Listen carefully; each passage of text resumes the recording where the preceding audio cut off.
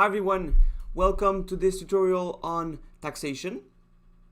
In this tutorial we are going to go over the case of a subsidy. In the lecture we saw that a quantity tax would imply a deadweight loss. I am going to show that this is also the case if instead of a tax the government gives a subsidy to the producers. Then, related to the topic of tax incidence, I will go over the case where the tax is not imposed on consumers but rather on producers. Using the same demand and supply as in the lecture, I will then show that the burden of the tax will be exactly the same. Finally, I will talk about equivalent scales, a way to compare households that differ in some characteristics. For instance, how do you compare somebody living alone and earning $100,000 a year and somebody living with a partner and 2 kids, and overall the household earns $200,000 a year? First, let's look at the effect of a subsidy on consumer surplus, producer surplus, and total surplus. Is there a deadweight loss? Well, I already spoiled the result. There will be. In this first graph, we see the market equilibrium before a subsidy. The market equilibrium is located at P star Q star. The blue area corresponds to the consumer surplus, while the red area corresponds to the producer surplus. A subsidy given to a firm represents an amount of money, S, that is going to be given to the firm every time it produces 1 unit of the good. So, it will make the supply curve shift down because now the good is $S cheaper to produce. So the firms won't be willing to sell the good for, let's say, $10, but rather maybe $7 if they receive a subsidy of $3 per unit of the good produced. After the shift, the new equilibrium will be located at P prime Q prime. And now we're going to see the effects on the different surpluses. Well, before even getting to the next graph, we can already imagine that since a higher quantity is being sold at a lower price, consumer surplus is going to increase. We are going to look at the impact on the producer surplus as well. But you also have to factor in the government surplus. Here, the subsidy will represent a negative surplus because it is an expenditure for the government, not a revenue.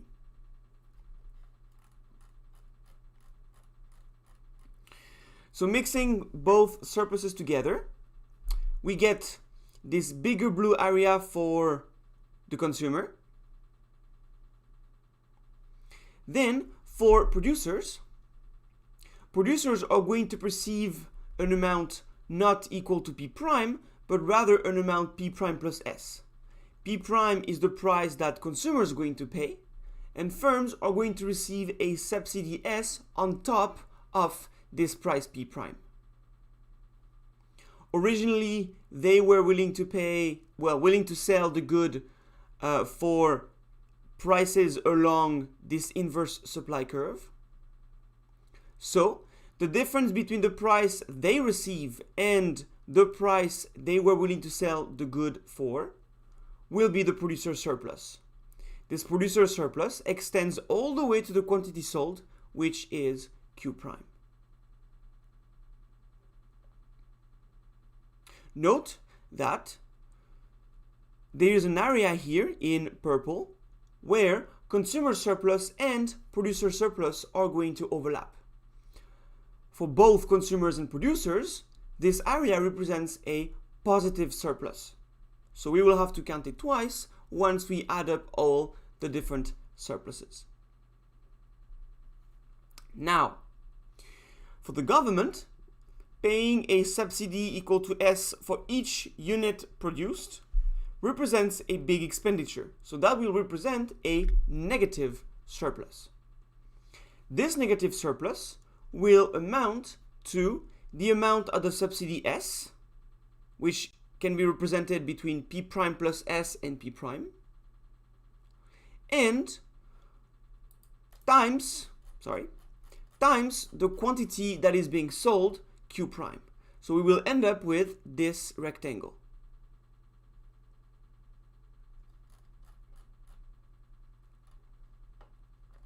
So the government expenditure is going to be this yellow rectangle. And now, adding all the surpluses, we need to be careful because a lot of areas are going to overlap.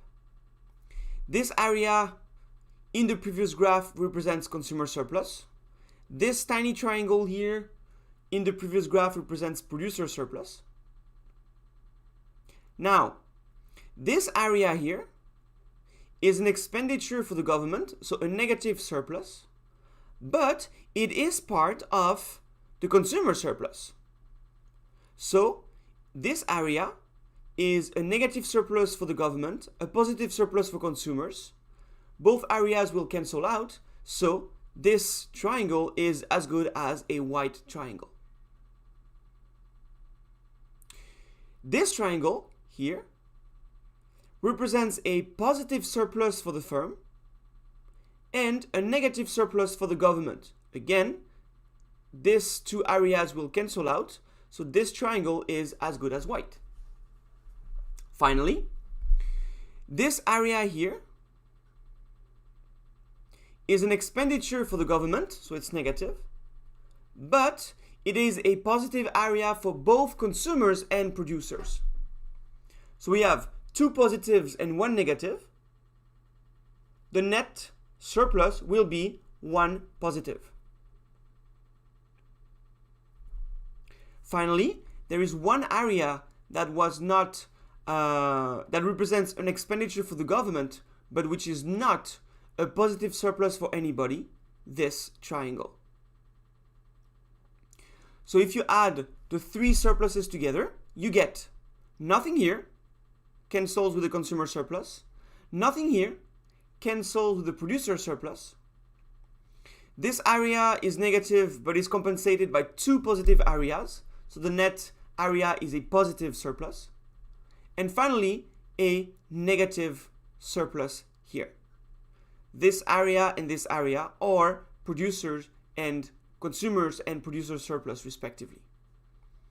So the final effect is that this big triangle here is going to be a positive surplus. And this triangle is, incidentally, the total surplus before the subsidy. So far, we have exactly the same surplus as the market equilibrium before the subsidy. However, we now have to take into account this yellow area, which is a negative surplus. So the final effect, the final total surplus will be the orange area minus the green area. The green area will then be a deadweight loss, the difference between total surplus with the subsidy and total surplus without a subsidy. Again, the same effect as a tax, we have a deadweight loss when the government intervenes on a perfectly competitive market. Remember that subsidies and taxes are a necessary evil for the government to be able to operate redistribution. Subsidy can be a way to encourage an industry.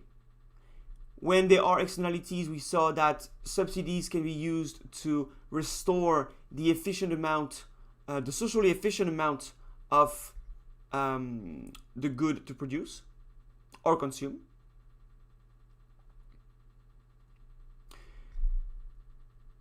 Here, they are going to be used to operate redistribution, among other things.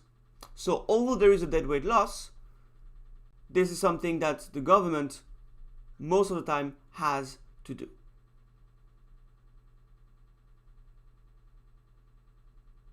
Now, consider the quantity tax imposed on consumers in the lecture.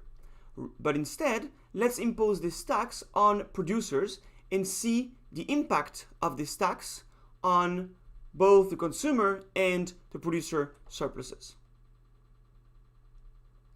So if instead of taxing consumers, you tax producers, then the demand function is not going to shift. Rather, the supply curve is the one that is going to shift. A tax imposed on producers means that every time a firm produces 1 unit of the good, it has to pay an additional amount equal to $T to the government. So that increases the production cost of firms. Firms then will not be willing to sell the good for PS, but rather they will be willing to sell it for PS prime, where PS prime is a shifted upwards version of PS, and the vertical distance between the two curves is equal to the tax. The old equilibrium was located at P star Q star. The new equilibrium will be located at P prime S, where P prime S meets PD, where the new supply meets the demand, P prime Q prime. P prime will then be the price that consumers pay, but firms are not receiving a price P prime. They are receiving a price P prime minus the tax, because they will have to pay this tax to the government at the end of the day.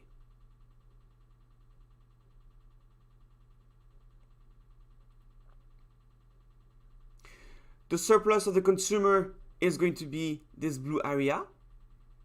The surplus of the producer is going to be this red area. Note that here the consumer, the demand is steeper than the supply, which means it is more inelastic than the supply. We now need to take into account the government revenue, which is going to be the yellow area here.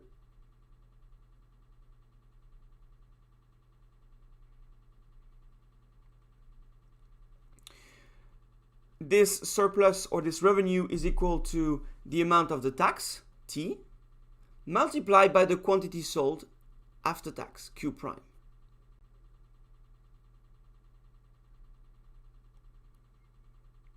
Note that again, there is going to be a deadweight loss.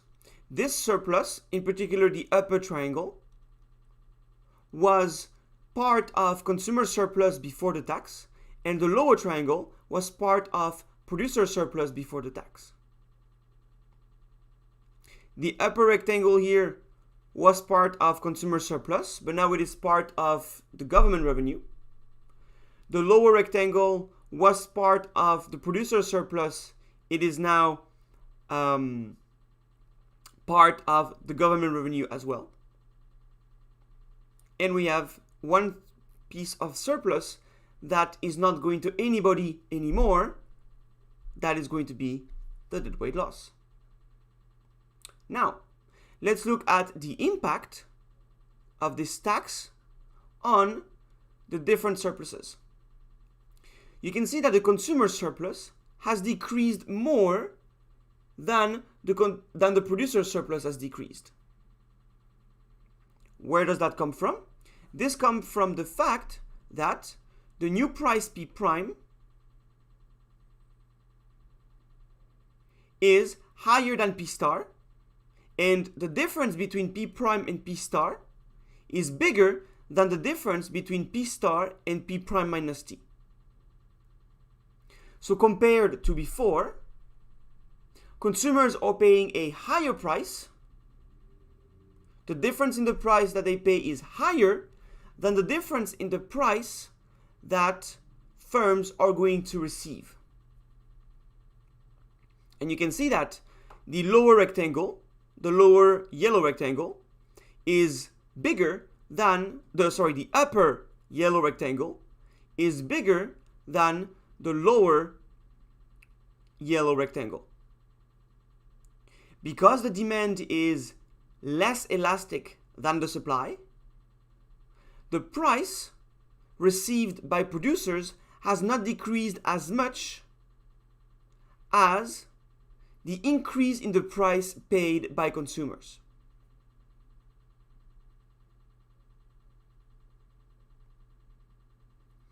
Again, it is a very powerful result that says it doesn't matter if you tax producers or consumers. What matters is who is more elastic. The part of the market which is going to be more elastic will have a lower burden of the tax. Or, we can take it the other way, the part of the demand which is less elastic will carry a higher burden of the tax. You can compare this graph with the graph in the lecture notes. The surpluses are exactly the same, but this time the tax was imposed on producers, not consumers. Imagine now the extreme case where the demand is perfectly inelastic, so it is exactly vertical. What's going to happen is the new price will be equal to the old price plus the tax, strictly, because the quantity will not change. The quantity consumed will not change. Imagine a vertical demand curve here. In this case, consumers are going to pay the old price plus the amount of the tax, the full amount of the tax. So they will be carrying the full burden of the tax. Producers will see no change in their producer surplus because they still receive the same price as before. They sell at a higher price, but the difference between this price and the old price will be the tax they have to pay to the government. So in this case, producers will not see any impact on their profits from the tax.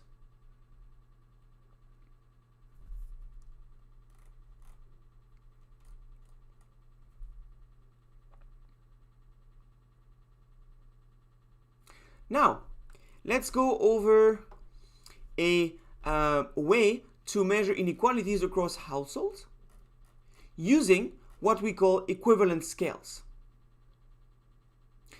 If you want to measure inequalities in the income distribution, you need to compare households. An equivalent scale is a measure used to compare wealth levels across households. Households differ in their composition. That could be the number of kids they have. That could be the size of the household in general. That could be where they live, and so on. Their cost of living. For instance,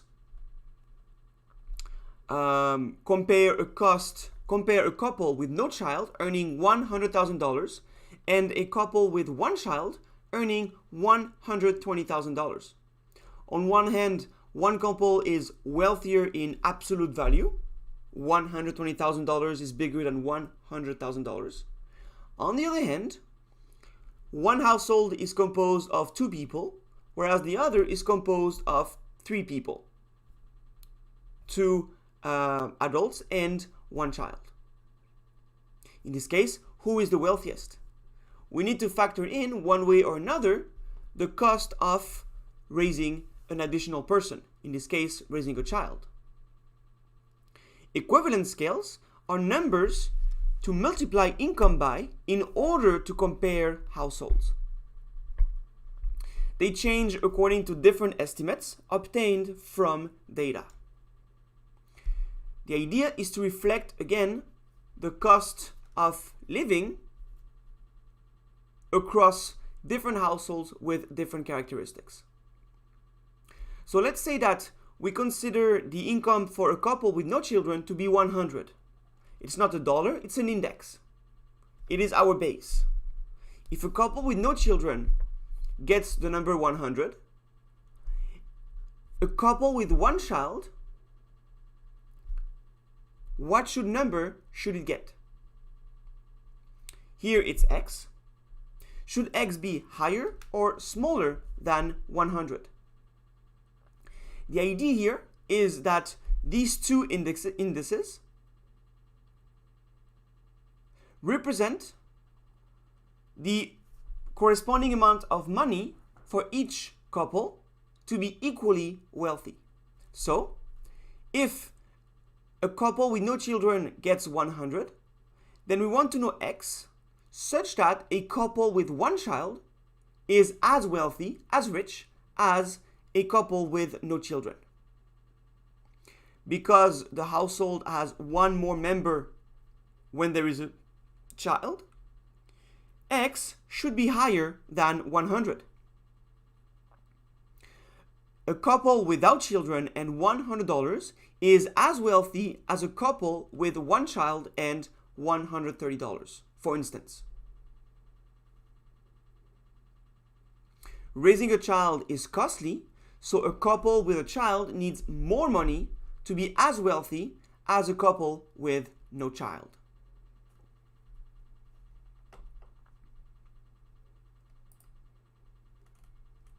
So now imagine that x is equal to 130. Using the equivalent scale above, which of the following two couples is considered the least wealthy?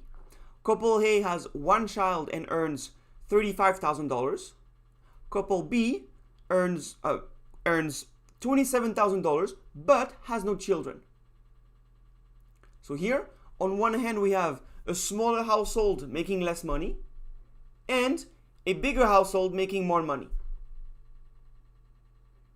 But is the additional money made by the bigger household enough to be considered richer or wealthier than the smaller household with less money? Well, we need to use the equivalent scale. So to compare both households, we can multiply the income of the couple with no child by 130 over 100, which is 1.3. So the idea is that a couple with no child is 1.3 times wealthier than a couple with one child. So, if you multiply 27,000 by 1.3, then you are bringing the income of the couple with no child to the level of the income of the couple with a child. And now they are comparable. We obtain a number of $35,100, which means that, according to this equivalent scale, a couple with no child making $27,000 is the same as a couple with one child making $35,100. You can also do it the other way around. You can take the couple with one child and bring it down to the level of a couple with no child. So you can divide the bigger income by 1.3 to get $26,923.08. This means that a couple with one child making $35,000 is considered as wealthy as a couple with no child making $26,923.08. Now we can compare. You either compare $35,100 with $35,000, or you compare $26,923.08 with $27,000. In the first case, the couple with no child is considered wealthier than the couple with one child, because this couple making $27,000 is the same as a couple with one child making $35,100. The other couple makes only $35,000. So we will rank the couple with no child as wealthier than the couple with one child. You can do it the other way around. You can compare $26,923.08, which is the amount of money that is equivalent to, for a couple with no child, that is equivalent to $35,000 earned by a couple with one child. So if you compare this amount with $27,000 for the couple with no child, the couple with no child again makes more money. So in either case, the household with no child is wealthier than the one with a child.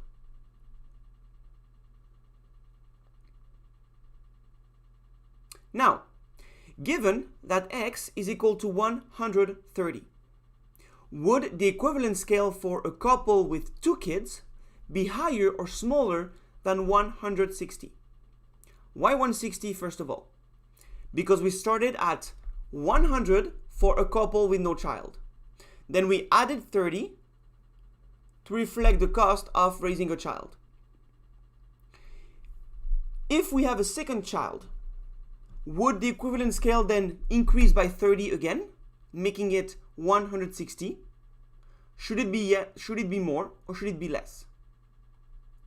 You can use data to estimate these equivalent scales, but intuition can already get you halfway there. Probably it would be smaller than 160. The reason is raising a second child is not as costly as raising the first child due to economies of scale.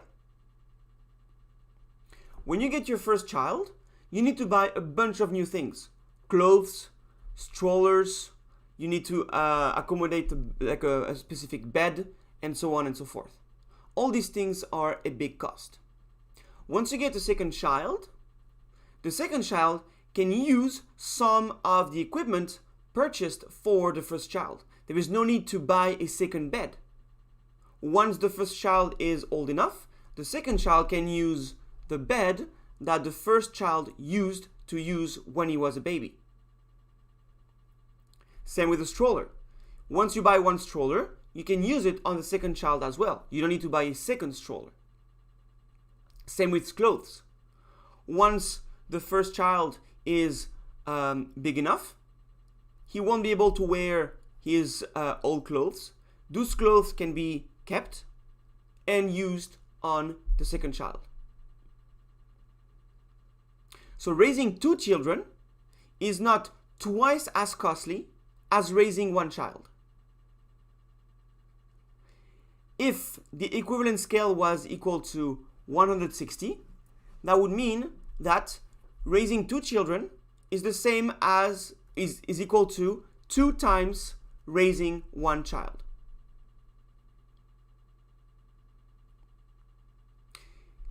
According to estimates, it is not twice the cost of raising 1 child, but rather it is around 1.6 more costly to raise 2 children. So probably the equivalent scale would be lower than 160. You could make the same analysis with 2 children of the same sex, and versus 2 children of a different sex. If they are exactly the same sex, 2 boys or 2 girls, then you can use everything. You can use the same clothes, same bed, same equipment.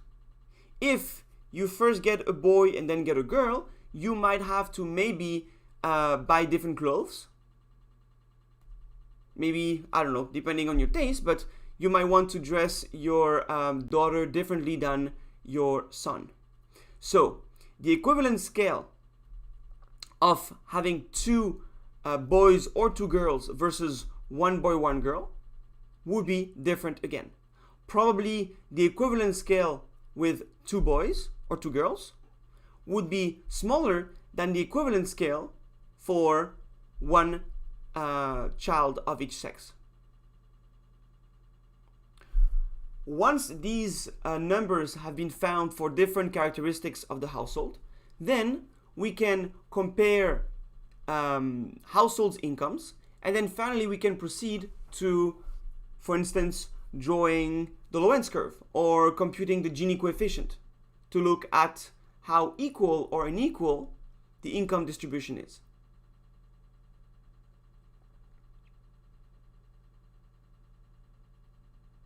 Now, this equivalent scale here is used to compare households that differ in their composition, their characteristics.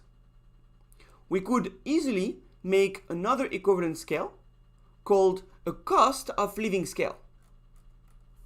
That would not account for the fact that households are different in number, but they would account for the fact that housing prices vary across cities in Canada.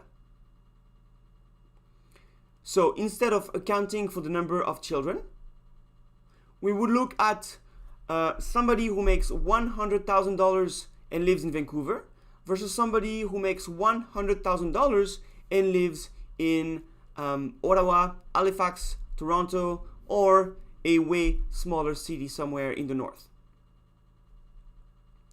So consider the following equivalent scale.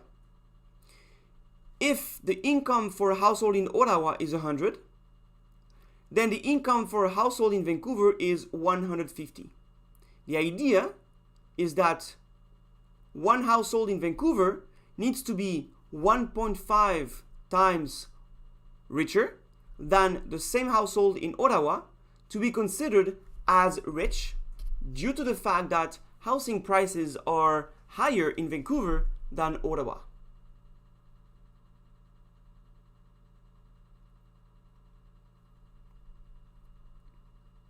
Now imagine the current tax system. Every household pays a fixed percentage of their income and received a fixed government benefit. So it doesn't matter where they live, Vancouver or Ottawa, they pay a fixed percentage of their income, something like 20%. The government then is going to redistribute some of these revenues to households. They are one household in each city with the same income. Taking into account the cost of living scale suggests an alternative policy to decrease inequalities. Since both of our households make the same amount of money, the household living in Vancouver will be considered poorer because it has to spend more money in housing than Ottawa. If they pay the same amount of money in tax and receive the same amount of money from the government, then at the end of the day, the household from Vancouver will still be considered poorer than the household in Ottawa.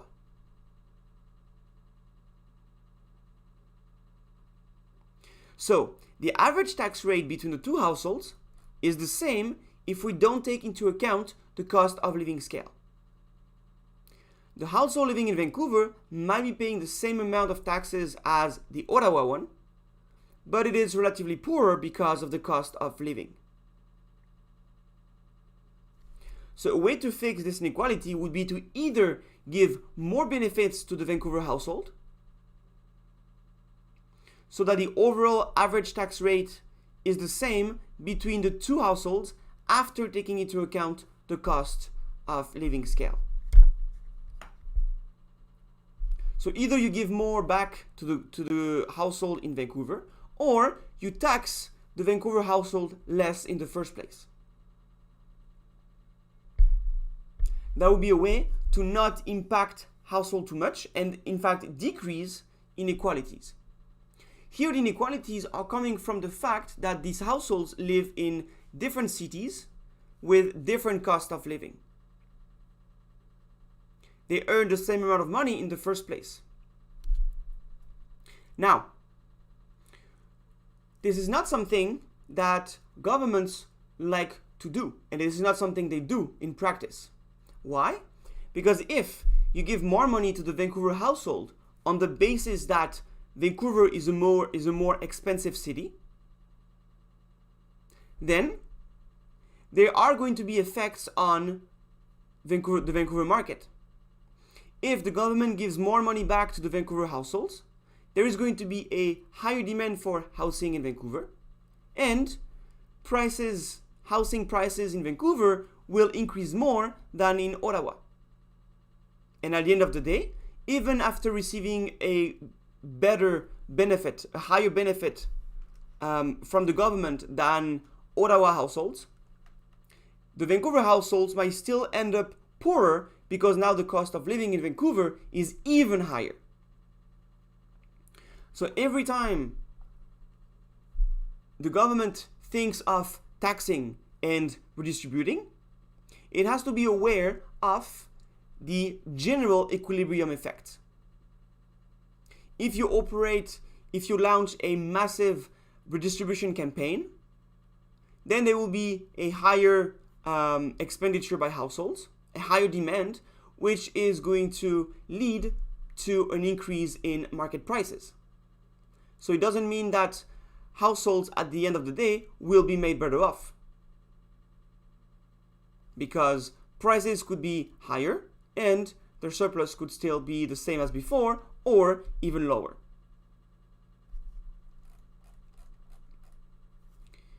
It is important to consider these parameters, these effects, when designing a policy in order to decrease inequalities. Because of all these general equilibrium effects, at the end of the day, there might be more inequalities than before the policy was implemented.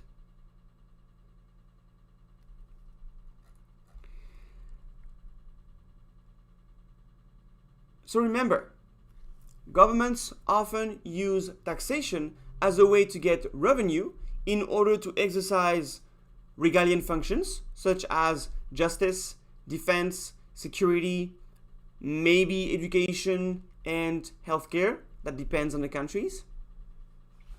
They also need some funding to fund infrastructures and public goods, roads, parks, and so on. Finally, they use these revenues to operate redistribution. The idea is to go from one Pareto efficient allocation to a better one. In the process, somebody will be made worse off, yes, because the first allocation is Pareto efficient. But we are also going to another Pareto efficient allocation that might be preferable based on some criteria such as equality, fairness, and so on.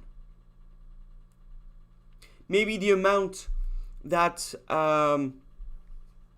some consumers will be better off by will offset the amount that other consumers will be made worse off by. So you might prefer a Pareto efficient allocation where you redistribute some of the tax revenue, as opposed to a Pareto efficient allocation which is less equal. Taxing and subsidizing lead to deadweight losses when markets are perfectly competitive. So they are some kind of a necessary evil. Whether you tax consumers or producers on paper doesn't have any impact in reality. At the end of the day, who carries the burden of the tax will all depend on which side of the market is more or less elastic.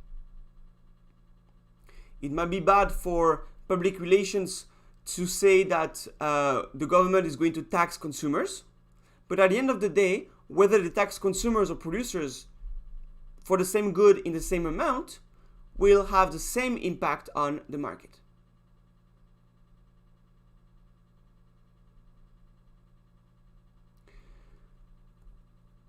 Income tax systems, or tax systems in general, can be made progressive, regressive, or neutral.